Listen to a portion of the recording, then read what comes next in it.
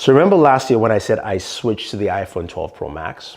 Yes, guys, you're reading the title properly. I did switch to the iPhone 12 Pro Max for 2 months. Well, I'm now using the iPhone 13 Pro Max, and welcome to my long-term use of this device. It's about 6 months or so, and don't worry guys, I still use my Android devices. I use both of them on a day-to-day basis.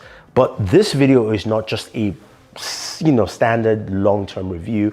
I'm basically going to be giving you how I use this device on a day-to-day basis. So thank you for watching. Definitely hit subscribe channel. And this is Ikechukwu Igwenu from Booredatwork. So the iPhone 13 Pro Max, right? I have both colors of the devices, and I have to tell you, it's a device that actually is very comfortable to use. I'm not a traditional iOS user, and it's something I've come to learn over the last, couple of years, and how easy it is to use an iOS device. And that is some of the things that actually plays along the way. So I'll start off with one of the best benefits of having the iPhone 13 Pro Max, which you all know is the battery. Now, the reason why I like the battery is because when I, start my day, I go say grab coffee in the morning or grab a quick lunch, I can use my battery from place to place, and I still have some really good battery life on there. That is actually one of the best things, is that you can wake up in the morning and go from say 9 a.m. to maybe about 11 at night and probably still have about 20% left on your device, which is great and quite impressive compared to even my Galaxy S22 Ultra.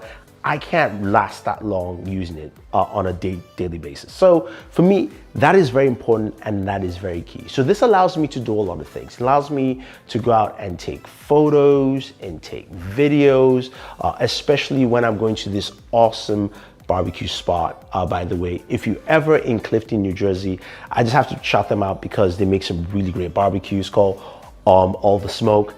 Definitely check it out though. The barbecue is really, really good. Oh man, it's impressive. Daniel was salivating. He was so hungry. He ate like, 2 pounds of barbecue. Actually, I'm just joking. No, he didn't eat that much. But anyway, being able to use my device there and capture content is great. Now, this is the second part of the iPhone that I really like, are the cameras. I would say in terms of photos and images, the cameras from last year and the cameras from this year are very similar in most respects. They do a really good job in photos. They do a really good job in capturing. HDR is really nice. The one part I'll say that hasn't really improved as much for me is the portrait photos. They're great. But I think for me and my skin tone, there's certain things it doesn't capture as well. So I'll just put it that way. I do like them, but I think there are better cameras out there for that. Now, when it comes to video, this is where the iPhone basically holds the mantle. Like I can't deny it, because video quality on the iPhone is impeccable. Now, Daniel will tell you that when it comes to recording, me holding the camera, my hands can be a little bit shaky sometimes.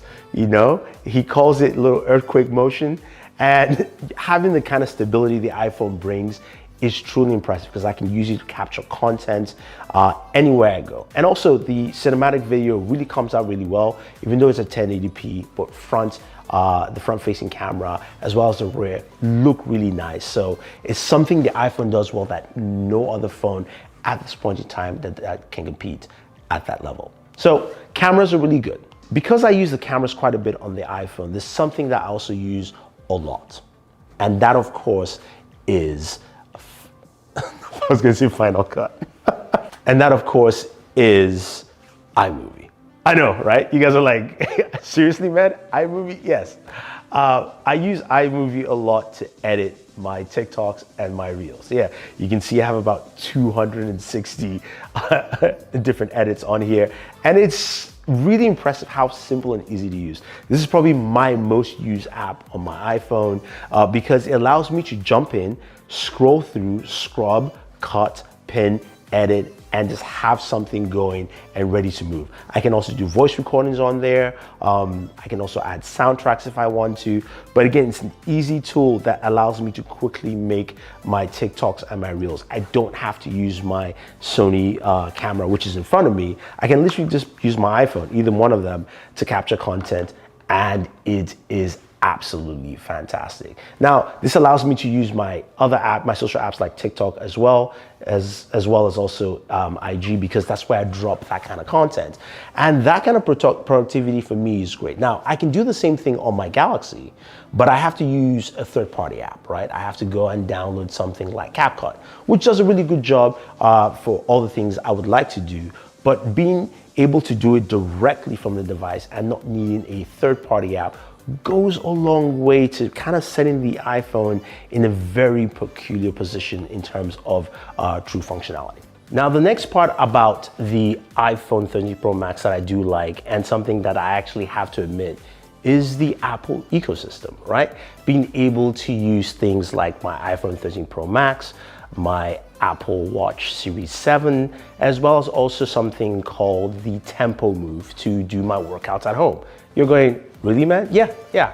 I mean, that's something that Apple does really well. The ecosystem, using all the devices together, makes a whole lot of difference. So for a while now, I've been using the Tempo Move, which is a great kind of personal home gym, if you will. Now, you've got this cabinet that has all the weights there that go from 1.25 pounds all the way to 10 pounds in terms of weights, which you can actually stack up and use.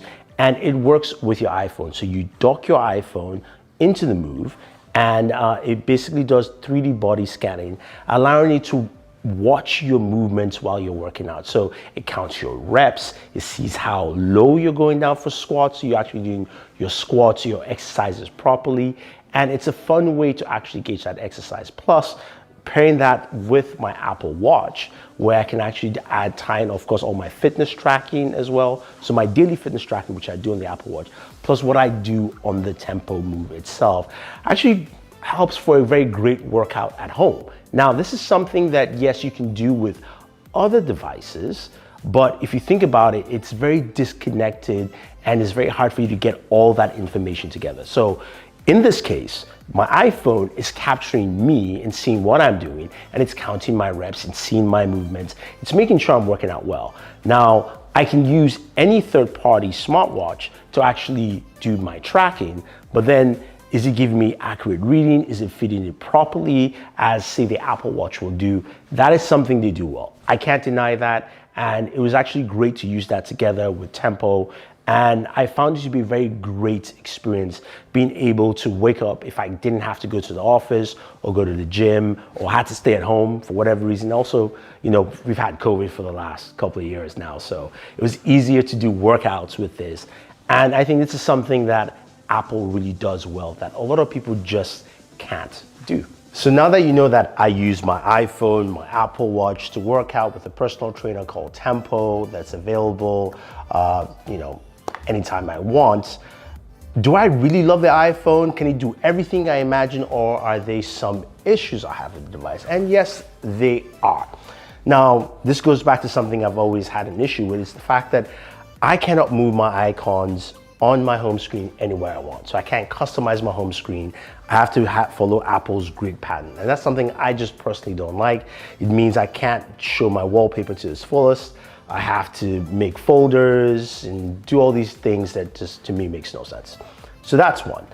The other thing, though, I found quite interestingly with the iPhone 13 Pro Max is the fact that when I leave my Wi-Fi on and I leave my house or my office and I go outside, there's certain times where I would not have signal just because I have to turn off Wi-Fi. It's something that's constantly happened.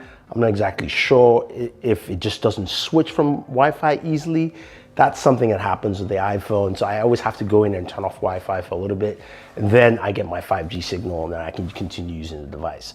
So again, there are some issues here. And finally, for me, the biggest one is actually gaming.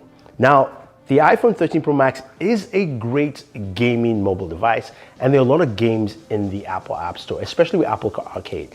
A lot of fun games to play. There are a lot of games to play in total. But if you're going to be playing a lot of graphically intensive games, and I'm talking about you guys who are Genshin Impact fans, you're going to find that the iPhone is a hot beast. Yes, this thing rises in temperatures up to almost like 117 degrees. And if you're just holding the phones in your hand, it is super hot. I will not recommend it. So you'd have to use a case, you know, like this leather case here, or even the Spigen one. Although I do hope Spigen make that gaming case for the iPhone, because it's definitely needed.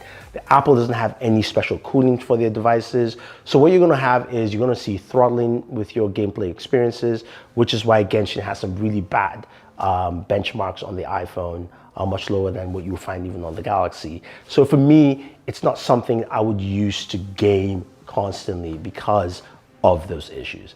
That being said though, it's been almost 2 years with me using the iPhone as a day-to-day device with of course, my Android device. And I have to say though, Apple has really impressed me with a lot of things. As I've mentioned in this video, there are things they do really well that I think a lot of people like, and the ecosystem is something that is hard to beat. So would I recommend the iPhone 13 Pro Max to anyone who wants to pick it up? Yeah, if you like the iPhones, I mean, there's nothing wrong with you. I claim this to be the best iPhone to pick up simply because bigger is better. I mean, I'm sorry, the mini is just too small for me. This works, and I think this is pretty solid. So if you guys have any questions or any comments about the iPhone 13 Pro Max and what it's like to use it, you know, in the last 6 months, or my total usage for a year and a half, let me know. Otherwise, guys, don't forget to like, share, subscribe, and always enjoy your pork chops.